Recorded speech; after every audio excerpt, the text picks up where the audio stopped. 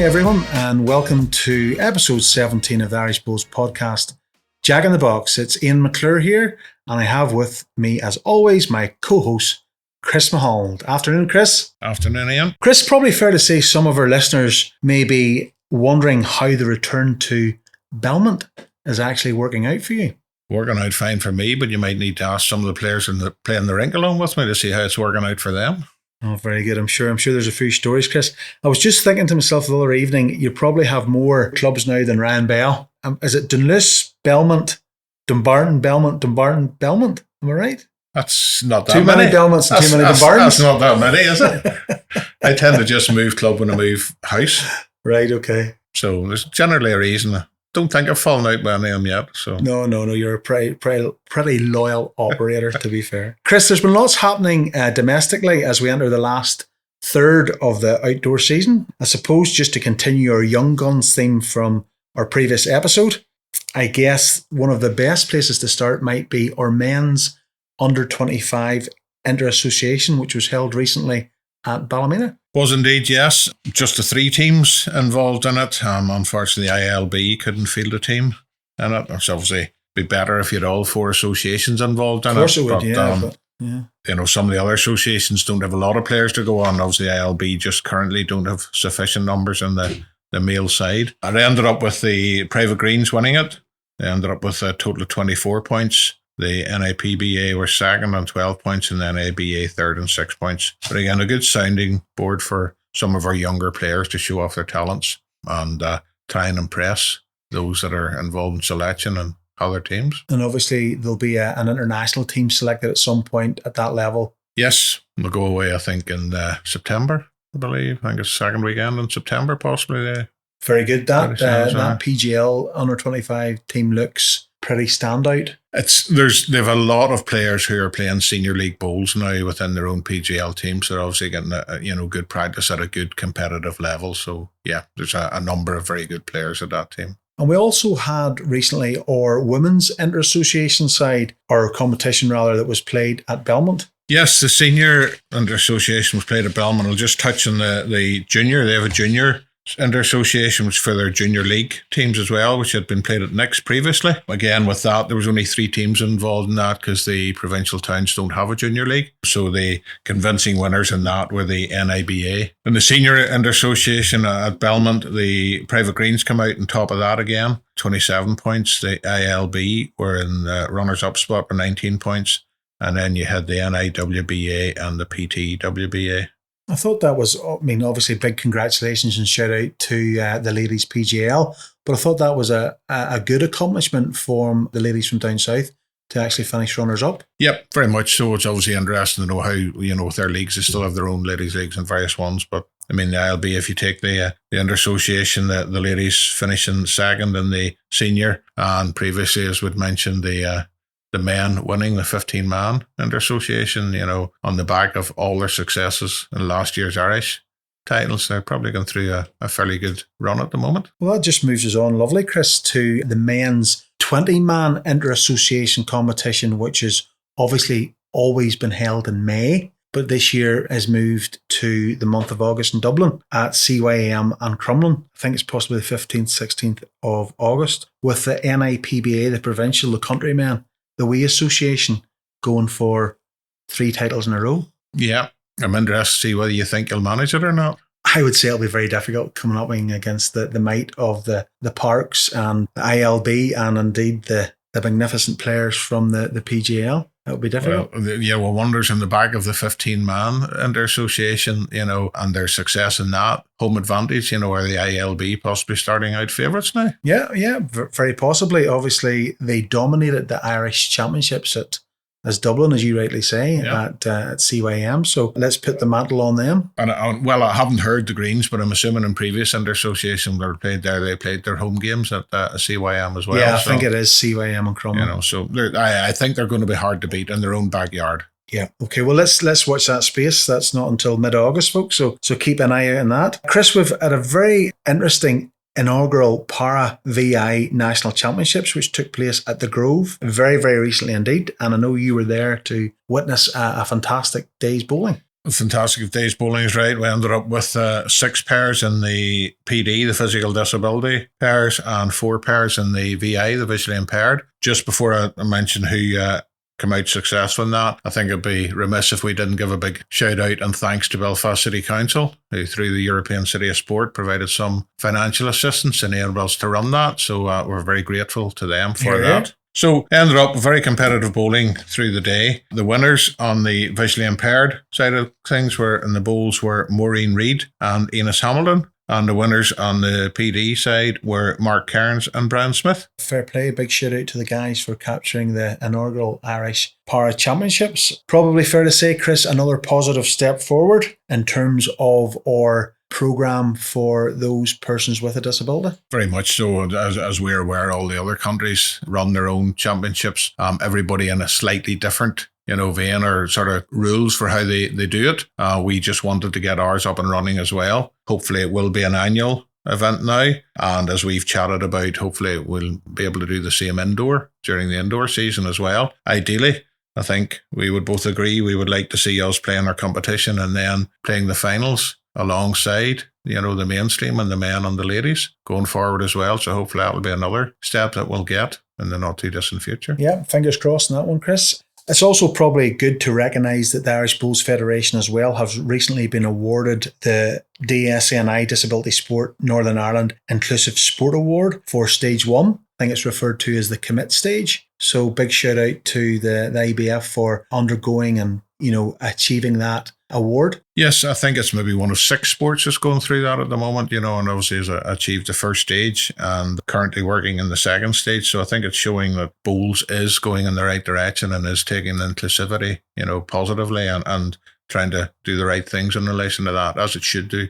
So all being well, we will get the other stages completed in due course as well. Yeah, fair call, and a big shout out to the Irish Bowls Federation for pursuing that as well. Chris, it's moving towards the latter stages of our men's and women's Irish Cups, and I believe you have an update on the movers and the shakers. Yes, well, we're at the semi-final stages of the men, but just before we go to that, the ladies McMaster Cup, Irish Cup, which got started again last year, is still at the stages where they're playing it within their own association. So they're all at various stages yet. So we're still waiting to see who's coming through from them to compete in the semi-finals. As far as the men's go, in the senior, we have Cookstown against Limavady, one semi-final, and the other semi-final is Banbridge against Belmont. In the intermediate, we have CI Knock against Ulster Transport, and Ballymoney B, last year's runners-up, against Ballymena B. And in the junior, we have Culrathain against Old Bleach B and Portadown against PSNI.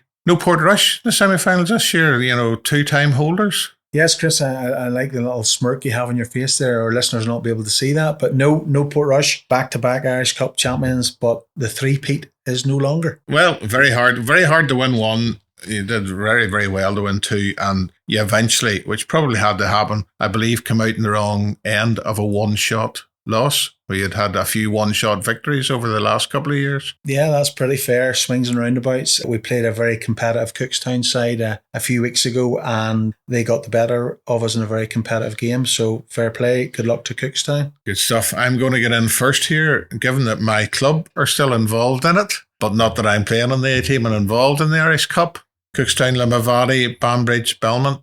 I'm going to ask you for the finalists and their eventual winner. Oh, lovely, Chris. Thank you very much for that indeed. Okay, well, do you want to give me an honest call here? I want you to give me that's what I want. Right, I'm going to go for, and the venues are Ballymena and Ballymoney, I believe. I believe Ballymena for Cookstown, Limavady, and Ballymoney I'll start for off Banbridge. With Belmont. I believe they're missing Simon Martin and Mark Foster. So I've heard, yes. Which obviously doesn't help their cause. Banbridge are on the up. Probably fair to say at this moment in time, the top Parks team, marginally from Bangor. I'm still going to go with Belmont because they're playing it at Ballymoney. So I think the Belmont front ends might just have enough to see them over the line, but in a very close game. Okay. So that puts Belmont into the final. And the Cookstown Limavady game, I'm just going to base that on league form over the last few years. And I think that Limavady start, if you're a betting man, start a small favourite. So I think a Limavady Belmont final. Okay, fair enough. It should be, if it's going by my anything in my predictions, that's a Scot on both of them. So we have a Limavady Belmont final. Who's coming out top? If I was a bookie, I think that's a toss of a coin, Chris. I have to say that as a real toss of a coin. Well, you've just flipped the coin, so what way is it landing? Well, I'm going to have to go for Limavady Belmont final. I think the bookies would have Belmont a marginal favourite. Okay, marginal favourite. Nothing in it though. No, that's fine. You've gone for Belmont. You haven't gone for any of your own association teams, so I'm sure they'll be really pleased with that. That's good. That's okay. Okay, moving on, Chris. Are we going to cover off the other intermediate? I happy enough to do the intermediate. I have to say I'm not too sure of the junior cup ones in relation to, the form and that. As far as the intermediate, I played against a couple of them. CI Knock and Ulster Transport I've played against this year, as again Ballymena B. CI Knock and Ulster Transport, given us a neutral venue, it'll be a grass green. I think Ulster Transport start a strong favourite for that. They have a very strong team, a few weaknesses in it. So I think they'll start a strong favourite for that. Ballymena B, played them twice already this year. The second time we played them, a different team to the first time. They found form over the last number of weeks and are playing well. But Ballymoney B were unlucky to lose in the final last year. And I'm probably just going to give Ballymoney B the edge in that one. I would have to agree with you. I think that Ballymoney B is a very strong side, probably a senior side in our association. And obviously, the other sides pretty well, but I have to back that Ballymoney B side to lift that elusive Irish Junior Cup or Intermediate Cup. Yep. Yeah, fair enough. Chris, association finals of our 3 associations are just around the corner, or our 4 associations? Yes, I think they're all around. I think as we're recording this, the NIBF started theirs this week, and most of the rest of them are on over this week or next week. So it'll be interesting to see who comes out from all of those and is going to contest the Irish finals in September. So obviously we wish all those, our own technical gurus involved in the singles here and the private green side. And I think if I'm right, are you involved in the triples in your own association? I have triple and Gary McCloy. Yes, that's right. Eddie Kern and Ali Coleman plays Marty Traynor possibly. Yeah. Ali plays Marty in the singles. So yes, I'll wish both of you all the best in your things, and then we'll see who comes out the right end and see who's going to be contesting the Irish finals. The days of Mystic Chris seem to be over. You're sitting on the fence again, which I don't like, so I'll have to try and encourage you out. I didn't look to see all. There's too many involved at this stage. Let's wait until we see who comes out. And then I'll put the Scot on them. Right, okay, we'll do that. Nobody really wants me to tip them these days, I know that, 100%. Chris, we're moving to our themed spot, or Legends Corner, if that's what we call it, where you have challenged us to name Irish legends, 4 ranks of 4. So it's over to you today. I'll just recap for our listeners. Your previous rank was Marty McHugh, Michael Dunlop, Jimmy Baker, Ernie Parkinson, and I went for Billy Montgomery, Phyllis Nolan, Stevie Adamson, and Sammy Allen. So let's hear your next 4, Chris. Plenty to choose from, as you know, over the years. There have been a number of phenomenal bowlers in Ireland, male and female. Debated, actually. I had 6 names down for a while. I've brought it down to 4. My lead in this next rank, Roy Fulton. Going back a number of years, Roy had stopped playing by the time I started, or more or less just around that time. I was going to say it's around your age group. I thought you were probably going to say that. That's why I thought that'd get in. But obviously a phenomenal player of his time. Yeah, very much so. Holds the record for provincial titles, I believe, and also has won 7 provincial titles and 7 Irish titles in singles as well, and has medalled at Commonwealth and World Championships. So my second in that rank, again, somebody who used to play for Ireland, is no longer playing for Ireland, Noel Graham. The Nooker. Yep. Very consistent player. Get you bowls in all day. My third, no longer living in this country, but still a top player, even though he's not playing as much as he maybe used to, is Jeremy Henry. Can't say I know him. Or no, I should say. Pretty strong middle there, Chris. I would have thought so. And somebody who was still playing when I was starting playing just around that time. And again, from your club, Wally Murray. Wally Murray is the gentleman that is responsible for Barry Moffat, Jeremy Henry, and myself playing this sport of bowls. Yep. He was the guy that introduced us to Portrush Bowling Club and to the sport of bowls. So strong provincial element in that. He has a lot to answer for. He has a lot to answer for, but a strong provincial element in that rank. Yeah, there's a few titles there, Chris. There's a few World Championship gold medals there and a few Commonwealth medals as well. Wally Murray, of course, was a great motivator in his day. Not many people in the podcast will probably know who Wally Murray is, but he was a Scottish bowler that moved across to Portrush probably in the very early 70s. Played for Ireland, got a bronze medal at the World Championships, 1976. Magnificent. Small in stature, but big on the green. Yes. Obviously, you would have played against him, Chris. Yeah. Fantastic. A really, really interesting rink with a provincial element. That's really what we like to see. The wee association again is. Don't come out with this wee association. The wee association, Chris, again is holding its own here in your lineups. I'm nearly in tears here. Right, Chris. An interesting line to see that your provincial hats on. You remember where your roots were, Chris. So very good. A very, very impressive 4 there. Fair play. Chris, some high performance teams have been selected for some key events. I believe you have some info. Yes, just the men. From what I can see, I don't think the ladies teams have been announced yet. So it's not that we're ignoring them. We just haven't got details of them. So you just not in any particular order. The team selected for the European for the men is Mark Wilson, Stuart Bennett, Stephen Kirkwood, Ryan McElroy, and Marty McHugh. The men's team then for the Atlantic Challenge, which is Ireland's hosting this year at Belmont, it's from the 6th to the 10th of September, is your good self, Ian McClure, Aaron Tennant, Shane Leonard, Sean Traynor, and Jack Moffat. And we probably just cover off the para team that's selected for the Atlantic Challenge is Brian Smith, Tom Evans, Peter Trimble, Chris McComb, Liz Thompson, Peter Cullinan, Billy Finnegan, with our directors Anne Smith and Joan Montgomery. And then the Hong Kong Classic, we have got both men's and ladies for that. So that is Stephen Kirkwood and Shane Leonard, and Megan Devlin and Laura Rainey. Good roundup, Chris. Obviously, we wish all of those competing in all those events all the best when they get to them.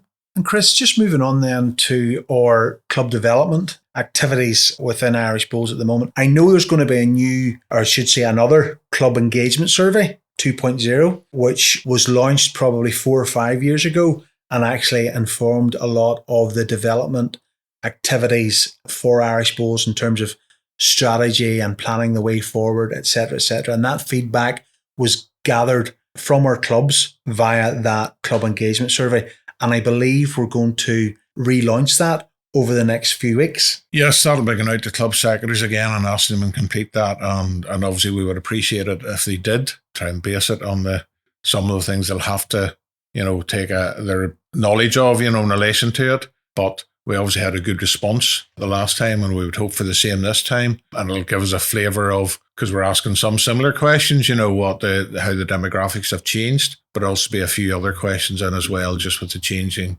footprint of Irish Bowls, and just see where we're going, and hopefully that will help shape the future as well over the next few years. And Chris, in terms of our open day weekend that we had probably back April time, I think we're still trying to get some feedback in from clubs, how that went in terms of success, participation, and indeed new members joining. Yes, we've had some replies from some clubs in that, obviously still awaiting some replies. So if you're listening and you're one of the secretaries who hasn't replied, please do. But yes, too early to gauge just how it's gone at this stage. Obviously, we're quite happy with the success. Obviously, as usual, as in the previous years, some clubs took part, some didn't. Some do their own open days, some do other bits and pieces. But obviously, we'd like to get as full a report as possible so as we can actually learn from it and see how we can progress and improve. Yeah, I think it's all about helping our clubs actually learn and provide a repository of information for them, as we have on our Club Development Toolkit, which is hosted on the Irish Bowls Federation website, which clubs can access. And if you're not sure how to access that,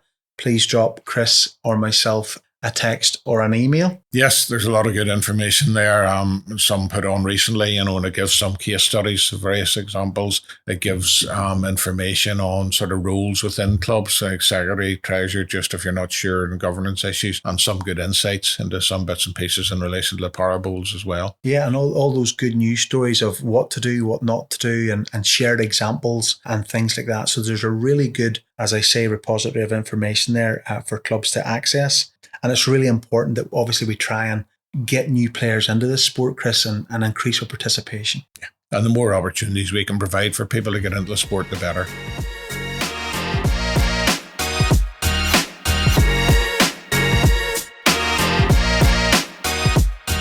So today we're very pleased to welcome with us two gentlemen who've been heavily involved in their own clubs and over the last number of years and doing various things. So we have Joel Shannon from Ulster Transport and Michael Waterman from Warren Point. You're very welcome, gents, to our podcast. Thanks for having me. Thank you. No, you're very welcome. So we're going to explore just some of the bits and pieces you've done within your own clubs just over the last few years to help them grow and be sort of the clubs they are today. Michael, I'm going to start with yourself because I know we've obviously from the Irish Bowls Federation been doing something over open days the last couple of years, but I know you'd started a number of years ago. Was it 2018? It was indeed, Chris, yes. I think the catalyst for it was actually, I remember when I turned up to play bowls for the first time. So I played cricket for 40 years. I was actually asked to play the following Saturday.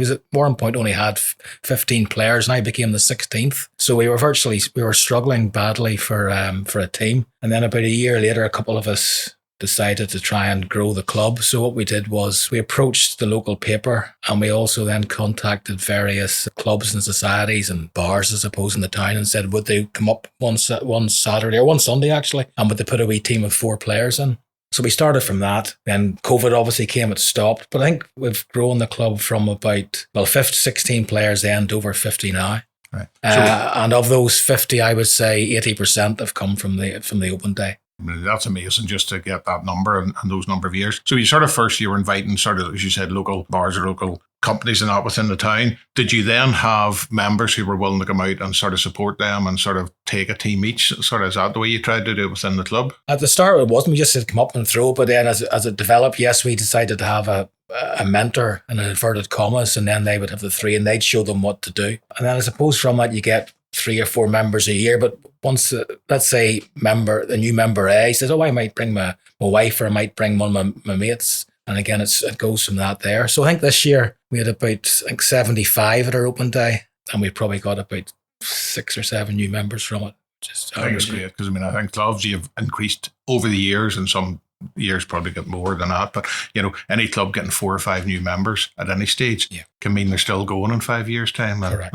We'll come back to that, Joel. Just sort of coming over to yourself, because I know you've been involved obviously with Ulster Transport the last number of years. I know you've had myself up. I'm helping out just doing some coaching, and you had good grips over the few years. So sort of take me back to when you started getting involved and just helping out with the club and what was going on. Chris, we probably made a conscious effort, probably it was post-COVID, just in terms to try and get the club responding after that. We had, as every bowling club did at that stage, and made a conscious effort to try and encourage our own members currently, just to try and social members to try and take up the game. We ran several fun days, family fun days, try and just make it a whole experience for friends, neighbours, cousins, whatever. And it's been very, very successful. We've had a big boost in membership, but obviously our membership was cyclical, as in we had a lot of good bowlers that were aging out of the game and weren't able to play. So we needed that wee boost in terms of new people coming in. That certainly helped us strengthen the teams, and it's been so successful. We've probably had to extend the teams. Like the vets went from 1 side to 3 teams. The ladies went from 1 to 3. The midweek's now 2 sides with 3 teams on a Saturday. It's been a really good boost. And it's certainly for us, I think, over the last 4 years or so, we've probably had 30 new members plus that have cycled in through the club. The majority have stayed, and almost, I would say 90% of them were brand new bowlers, never played the game before, and just once we get out in the green, that fully just fell in love with it, as you do. Yeah, obviously the difference there, you obviously have a private club, so you have your bar, you have good facilities. So I'm taking from the start, what I'm picking up there, a lot of that was people who were social members of your club but didn't actually play bowls. So you're able to tap into the fact that they were used to coming to the club and actually get them out onto the green. I know Michael had said that they advertised in the papers. We didn't really do that. We did it only for ourselves. And I know the IBF have done stuff for the open days over the years, and we had sort of just managed our own wee time. But I know this year was the first time that we took part and participated in the assigned open weekend. And I know yourselves were very helpful with our volunteers and trying to help social media wise and putting posters and stuff together. And we probably had our biggest turnout for the open day this year because of that, which is great to see. I think about 90 people plus down, families, every age group from kids as young as 5 up to people who are 75 playing for the first time. Well, I think that's great. I mean, obviously getting the social members in, people, they always say the biggest difficulty to get people playing bowls is getting them on the green. And obviously, Ian would be that and having his own club, but the advertising for the open day that we sort of try and run right across the province, the social media is the key to that, actually getting the message out, because putting the posters up or advertising the press doesn't work in a lot of places. But fair to say, Ian, but not. Yeah, I think it's what I take out from those comments from Michael and Joel already is, the merit of having those social open days. And they don't have to be run under the auspices of the IBF. The model now for those open days is really there, and clubs can really pick and choose as to when they do it. Doing it on the open weekend is a great coordinated event, but obviously clubs can do it at the start of the season, during the season, or towards the end of the season. 100%.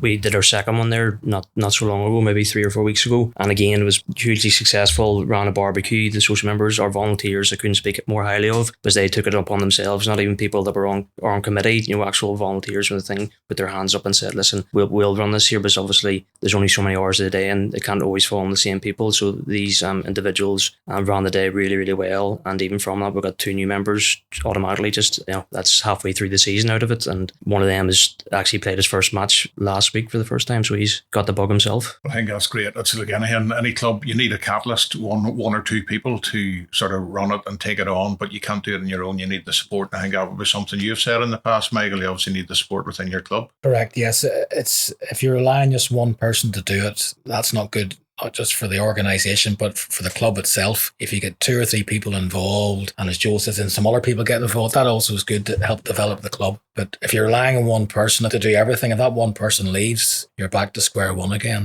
And I think something else, just from chatting to you over the years, and you're involved, that apart from obviously the main reason for on these open days and that is to try and get new members into the club, try and increase the membership. But I think one of the big things in your side, certainly within Warren Point and a sort of a rural town, it was highlighting the club that was there to your local community and trying to get them involved within it as well. Correct. And actually, yes, a lot of people in Warren Point wouldn't even know where the bowling green was even to this day. But now I think we've got quite a prolific Facebook page with a lot of sponsors, and it is getting the name out in the press and in the reports, etc. So yeah, but I think in a local town, it probably is easier to develop this because everybody knows everybody else. Well, if you're in a conurbation like Greater Belfast, it is much more difficult. But yeah, it certainly does help, at least that the bowling club is well recognised. And what we've also done is the last couple of years, we've also gone to some community groups. For example, there's a group in Warren Point and Newry called TAG, which is for young people with learning difficulties. We'd invite them up to the green. And there's also another one, the local GA club of a sport for all for children who have got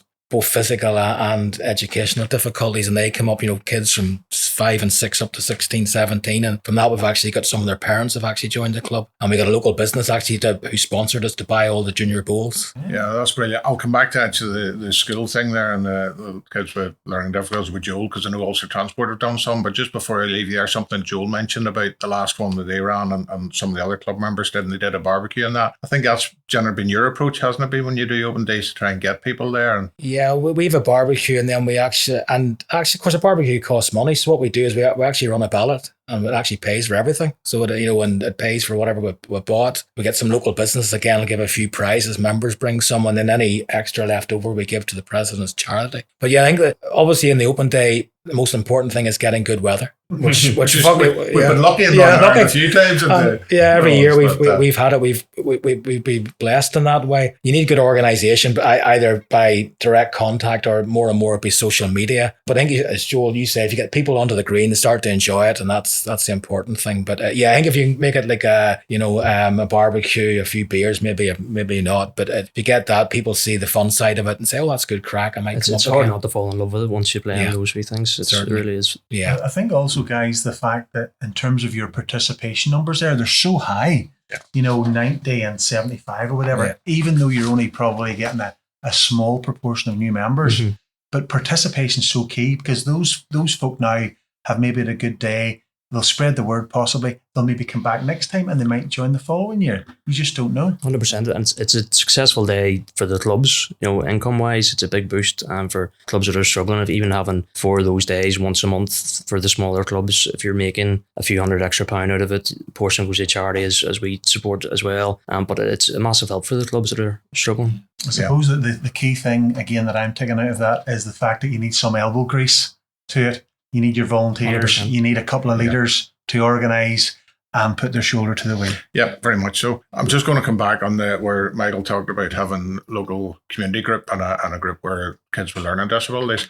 I'm aware that Ulster Transport recently finished there. I think it was a 6-week course with a local school, wasn't it? Bristol School, yes. Yeah. That's their second year up now, their second summer scheme. They take a time period of the year and allow the kids to try different sports. And they had actually were the ones that reached out to us the first year. This was last year, and the kids came up and ran the same sort of program for them, just a couple hours in the Mondays afternoons, and they loved it. And I think our volunteers, the people, individuals that donated their time, we've had 5 or 6 people volunteer each year, taking time out of their day and helping the kids and helping the club really. And yeah, the feedback from it's been excellent, to be honest. Yeah, obviously in our time and in the previous sort of roles, Ian and myself worked a lot in schools, and the kids do love it. It's actually, they really get a lot of enjoyment of it. And the nice thing about bowls is it runs across all. We talk about, I think, Michael, maybe you had people, ranging from 16 to 90 maybe playing on your team. Correct.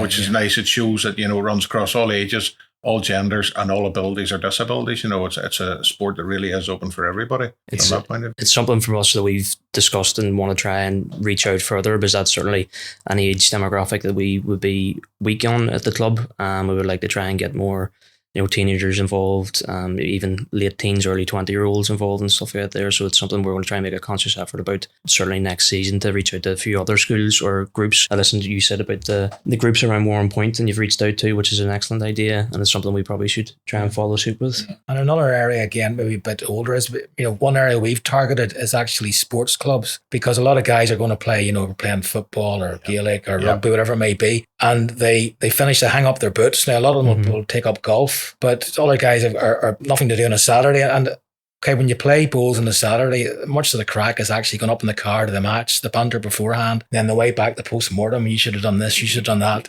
I mean, we usually use our matches. But for a lot of guys that play sport, that's as much as it. So again, they've finished whatever it is, soccer or Gaelic, whatever it may be, and then they've got to take up bowls. So they've still got that interaction and the crack, basically, and that's where I started. Yeah. It was, and just you missed that Saturday team bonding experience. Yeah. Correct. Yeah. And again, you're talking about the age groups. A lot of clubs, and if you talk to any of the associations and you look at the underage entries into competitions, it's an area that, we're not strong on now on things. But yeah, it's one of the areas the people coming across from, shall we say, other sports that we intend to touch on in a future podcast, actually, because it's. I think as well, Chris, the first impressions that are made when you walk in through the gate of a bowling club are quite, pivotal to people returning or at least enjoying it and things like that. I think, and you guys seem to have nailed that down pat, having that really good, warm, welcome, embracing environment. I think that's pretty important, and fair play, well done, guys. And another point on that, which we haven't done, but I suggested to another club, is actually, especially the NIBA clubs are based in public parks. And there's a lot of football pitches there. And I just think, and some of the clubs, especially around Belfast, are struggling. So one possibility would be, let's say, come April time as the season starts, they should approach one of the local football teams who play in the park beside them and say, do you fancy putting a wee team in here against us for a bit of crack and see how it goes? But based around that, you make it 2 or 3 players. The catchment's there because the bowling green and the football pitches beside each other. Yeah. I think we'll have to be a wee bit more creative about how we get members in. The days of somebody walking through the gates and saying, can I join your club, are long gone. Historically, we got them from families because your family played. And that mother, father, granny, granddad, uncle, and then the kids come along. But, we're having to look further than that now. We can't rely on just the families bringing people in. It's certainly, we know consciously that it's something we have to look at or explore further, is trying to knock into those age brackets, definitely. I think also it's a really good difference to illustrate between, private greens club and parks club, and again, council facilities, as opposed to, your own private facilities. But both clubs have made real efforts to make this work and grow your membership and grow your participation, which is brilliant. Especially, probably, it's fair to say, on the council side of things, because obviously the quality of the greens are stereotypically not as good as the private clubs due to investment, and also just to get people into council facilities as well. Is really important. And actually, we're very lucky down in we're in Newry Morning Down Council, and they've been very, very supportive. Again, their sports development officer. Our bowling green, when I joined, was terrible. It's now, I think, one of the best in the NIBA because they changed the greenkeeper and he's very good. And anything we ask the council for, they're very good. So I know it's not the case of all the councils, but all I can say is positive things about Newry and Mourne Council. You've just touched on something I was going to bring up, so we'll talk about it now. Obviously, and I think you've said in the past, and obviously I'm going to touch a wee bit about grants and sponsorship now.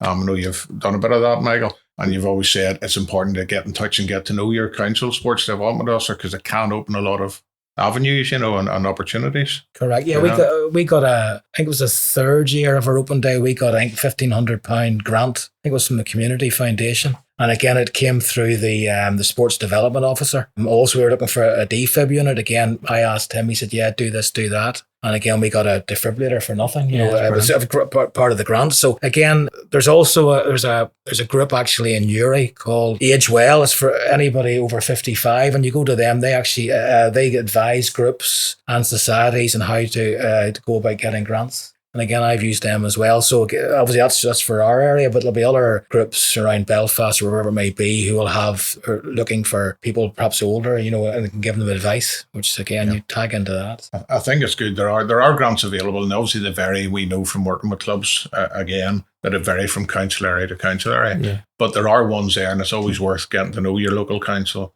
sports development officer because they will have access to it. And again, the local councils will run courses to aid people to fill in the forms because filling in grant forms is not easy. There are obviously companies out there that will support you with that, but you're maybe paying, to use them. So if you're able to get a handle and get some advice on how to do that, it's useful then to help. Certainly that's something we've lacked in previous years. We've been very self-sufficient or self-sustained in terms of everything we've run. We've been lucky enough to have individuals or businesses that sponsor small amounts for those days, cover the minimal cost stuff. But in terms of large grants, it's something we certainly lacked on and are looking to explore further. And I know we had met, the PGL had a meeting earlier in the season, and one of the consultants from S3 Solutions was down, and it was really informative, and it's something we've explored further. So hopefully that should bear some fruit. There certainly is something. It's not easy, but there certainly are areas that can be touched into. And I think what we do forget, because we play bowls all the time ourselves, but I mean, it's great for health and well-being, just right across. I mean, there is some form of light exercise involved in it. It's great for mental health, getting people out there. So those are all areas that we can sell for bowls. It goes right across the board, as we know. So it's great for gender, across all ability and that. So it ticks a lot of boxes for grant bodies, looking to support sport. Very much so. I've applied for a number of grants. Now, you don't get them all. Some you win, some you don't. Now, when you don't, I always ring up and say, why did we not successful? But it was one of them I know, and the guy said to me, you must stress the wellness and the social contact. So again, for a lot of these grants, I did apply for the grant again. I pushed the mental side of it, the wellness side, and bang, got the grant. So that's very, very important. Yeah, and I think you mentioned something there that if you aren't successful, it is good to get the feedback. So you actually realise, where did we go wrong here? Or what didn't we include? And it's maybe stuff you could have had you known and that. So it obviously helps you then going forward. Yeah, because to apply for a grant, it's not a half an hour job, 6-7 hours maybe at least. Now, and you're right, in our council, they will give video conferences, team conferences regarding how you apply for the grants. Yeah. And I mean, if anybody is applying and doesn't do that, they're mad, because that gives you so much more. It's worthwhile having somebody that will take a couple or 3 hours to attend some of those courses. Right. On behalf of a club to be able to do. Again, you're relying on volunteers and stuff, it always seems to fall in. And Michael, I know there that, you've kindly provided us with a case study on Warren Point Bowling Club and some of the initiatives that you've done, and that can be found on the Club Development Toolkit, which is hosted on the Irish Bowls Federation website for anybody that just wants to find out a little bit more about it, Chris. Yes, we got a lot of work out of Michael, because we did 2 case studies for us, one on open days and one on grants, so we'll probably have to leave him alone for a while now after this. Why? Have you not got the invoice yet? I'll not say how much we had to edit them, but they're there now for use by everybody. Gents, just going to cover a wee bit. It's not a side, because it's still do with open days and all that. You're obviously both qualified coaches. Yes. Have you found that has helped in relation to what you're trying to do around the clubs and in relation to that? I know you have other coaches, I think Ulster particularly Ulster Transport, particularly well off for the numbers of coaches that probably not just as many in Warren Point. We have three. You have a few, you know, so two or three is very good. So have you found that? And obviously, hopefully the idea is once people get qualified and coaches, they're then given back to their club and they're able to do that. So that probably allows you to do a wee bit more if you have those people qualified. We've 8, I believe, at the minute. And yes, 100%, because it means that those individuals, whenever have those days, it's a lot easier spreading their green out and helping everybody and just teaching basic fundamentals, which gets people engaged. You try not to overload them with information. I know certainly within ours, there's individuals who want to continue their process of coaching further and higher up. And I know with ones involved with disability bowls as well, they're learning and very keen to help out where they can. And it helps the club just to be able to offer everything, in a one-stop shop, basically. Yeah, I think that's important. When people come for the first time, they want to have fun. So we have to make it fun for them playing. But if they're able to get the right instructions and right guidance at the start and get the basics right, it helps them going forward. Right. And funny, talk about coaching, and so I've done a couple of exams, and I mentioned at the start about we invited these groups. Now, one group was this Sport for All, and there were children with both mental and physical disabilities. We were there for a couple of hours, but at the end of it, I got so much out of it because the kids were laughing and running around, and you realise yourselves, you look how lucky we are compared to these kids and the problems they've got in their parents, but the actual fun and the smiles, and to me that was made it all worthwhile. And that was one of my best coaching experiences. It's very rewarding, especially with groups like that, when you're able to go out and they end up enjoying the day. It does make it very rewarding. Joel, you're obviously a lot of time in your hands. Because you've fairly recently, I think, qualified as an umpire as well. It's been a couple of years now, but getting more involved. What took you down that route? I'm interested because obviously umpiring isn't something that we need all the time in bowls, but there are times when we get to semi-finals and finals, we do need umpires, and obviously they sometimes struggle to get quantity and also quality of umpires as well. So I'm just interested what made you decide to go down that route as well. It wasn't something I'd actively chased, to be honest. I was very fortunate. An average umpire called Neil Bryce is a social member of our club. Average is probably right for Neil, that's fair enough. As a member of our club, and just during the open days and stuff for the previous years, he had mentioned that this is, getting chatting to him. I didn't know Neil before then, saying this is what he does. Obviously, I'd seen him on TV and stuff at the Air Potters, and he said it's just something I'd be interested in doing. And just mainly, I'm just a bowls fan, so I was I just thought it'd be actually a good tool for me to learn more about the game and just be around that high performance level, just even getting to witness it. It's quite an eye opener. And then again, just from the club side of things, just to have umpires, we have a couple at the club just within our own facilities, again, just as another tool for the club to offer for anything. Oh, I think it's great. I mean, a lot of times it's very hard, especially to get people who are still playing the game to get involved in the administration and the umpiring, because obviously maybe your time is much, but I've seen you at a few events and you're looking fairly proficient so far, so keep along the path. You're going the right way, I have to say. Don't ask Ian about my last match. And Joel, I'm led to believe that one of your mentors, or maybe your mentor, inverted commas, at Ulster Transport is Davy Madden, the vice president. That's right. And I believe you're under his tutelage. Yeah, my bowls Yoda. So it is. Well, Davy's obviously a big figure at Ulster Transport, and I know he's very supportive of Chris and I in the work that we do with our para setup as well. Yeah. So he's obviously plays a pivotal role in Ulster Transport as well. I'm giving him a big shout out. I just have to give them a mention. Yeah. Hope you edit that out, by the way.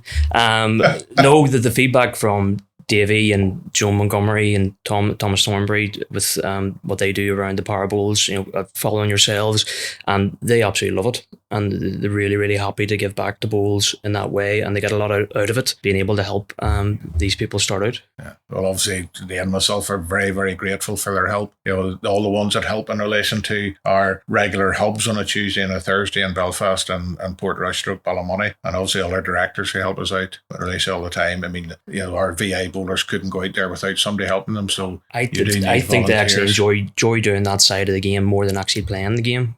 So they're still being in the... Well, we've seen David play a couple of times, so I can understand that, I have to say. On that, actually, David's actually quite proficient with his left hand. And I know he's right-handed, but I've seen him play with his left, and it might be worth considering getting him to play with the left for Ulster Or his eyes Transport. or his eyes Or eyes closed. closed. Eyes closed. Gents, there's been a lot of good stuff there. Anything else either of you would like to say just at this stage before we... I'm just, if you don't mind, I just want to mention that we've, over the last couple of years, had a wee influx of members from the deaf bowling community. Yep. And it's been a big boost to our club. And they're exceptional bowlers, but we've been very fortunate. One of our members, let's give him a shout out on the podcast if you don't mind, Ken Taylor. And he's been running basic BSL classes over the last year, 12-week courses for not just bowlers, but for any member of the bowling club social side of things, just to pick up what they can and make people feel as welcome as possible. And it's been hugely successful. Like our own staff have taken upon themselves to take time out of their day and go do that themselves because they want to have that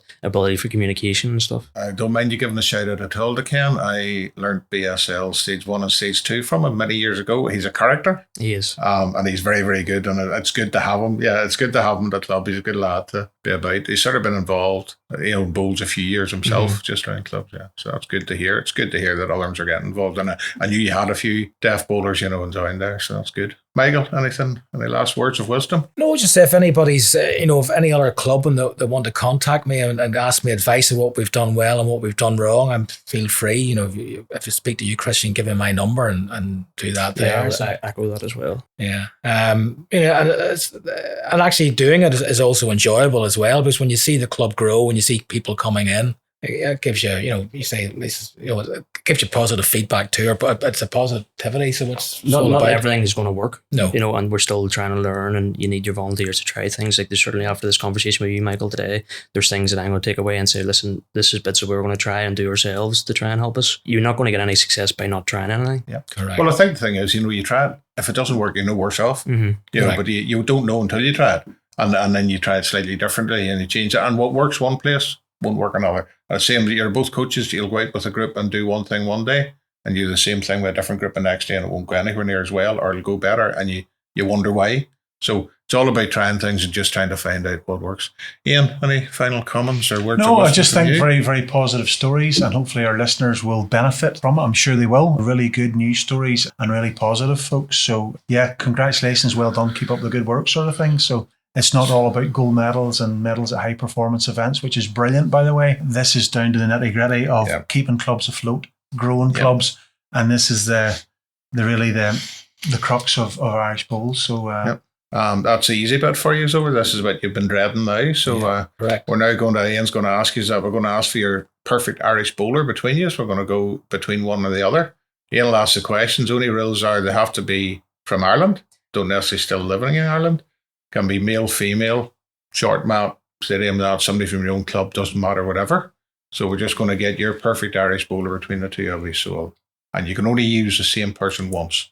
If you get a different question and you'd like to have used them for something else or somebody else used, you can't change. Okay, guys, so we're going to do it quite quick fire. Okay, so don't think too much for us. Just first name that comes into your head's fine. Joel, we'll start with you. Perfect Irish bowler, best prepared. Oh. I'm going to go with Dean Mills. Dean Mills. Pretty good shout for preparation, yeah. Best on the draw shot, Michael, that you are familiar with? Well, I'm going to go for my local players because I'm not so familiar with some of the bigger names, but I'm going to go with Tommy Hanna from Warren Point. He's also the league secretary of the NIBA. Tommy's been playing bowls for over 50 years. He's still rubbish at it, but he's a good draw shot. Joel, best on the drive? Torn between two. I'm a big fan of the Premier League in Australia, and Gary Kelly will be up there, but I'm probably going to go with Marty McHugh because I've played against him and experienced it firsthand. 100%. You've come under the cosh. Nicest delivery, Michael?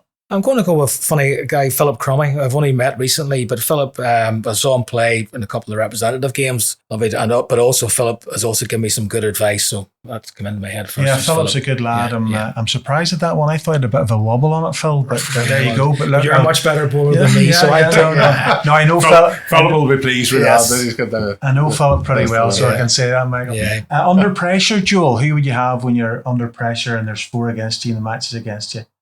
I'm going to go with one of my own club mates because I've played with him for 15 years now, Mark True, I think so. Mark True.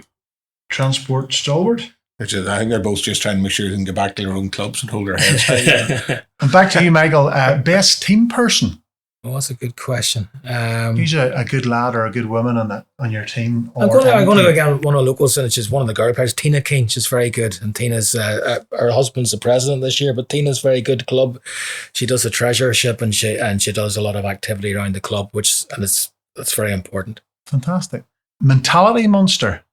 Who is a good mindset, Joel? Awful being put in the spot like this, isn't it? This is a killer here, actually. I'll go with, I'll be Ian McClure then. There you go. I was mainly just under pressure. Monsters covers all right, yeah. And Michael, the funniest. Who's good for a bit of crack? Well, since Joe mentioned Ian, I'm going to go with Chris. We're getting asked back now. The checks money, in the post. I was going to say, money will be paid in your way out. that made me chuckle anyway. And finally, probably a good question from somebody from Ulster Transport. Best in a night out? Myself, obviously. Okay. Can't choose yourself, Joe. I can't choose myself. Okay. Well, Didn't mention that in the rules. Didn't mention that. I'll go Tom Thornbury, then. It's a good laugh. Big Tom. We've had a few nights out with Tom. We have. God, off the record. So, guys, we'll just recap there. So, Joel and Michael's Jack in the Box, perfect Irish bowler.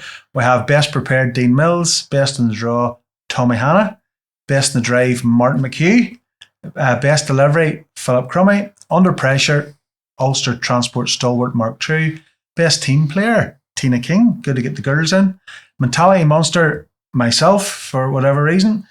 Funniest, Chris Mulholland, I'm chuckling away. And best in the night out, Big Tom Thornbury from Ulster Transport. I'm not sure which is most surprising, Philip or myself making that list. You know, it's hard to go. Michael, Joel, could I thank you both very much for coming in today. Good luck with your future ventures in both your clubs, and thank you very much for sharing your insights. Thanks for having us. Thank you very much.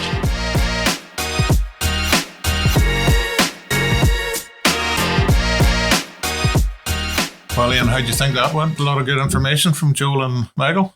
Chris, I enjoyed that very much indeed. Some really good positive stories, as I said, during the chat, I have to say, and a really good difference between a private club and a parks club, and both going really, really well in terms of growth. Yeah, I think it showed the difference. Obviously, Joe was saying that, the private club, they have a bar, they had a big social membership. So when they started increasing their membership, they relied on the people that were already used to come to the club and just encourage them out on the green, whereas Michael having to take a totally different approach. Council-run club, but good in that they're in a rural community, able to reach out to businesses, bars, sports clubs within the town, probably better known, albeit they didn't necessarily know about the bowling green, but managed to encourage enough people in there. And I think a really good point that both brought out, and obviously they're some of the main catalysts within their club, is you need the support from your own club. You need other members ready to step up. 100%, can't argue with that. But listen, there's good things happening out there as well.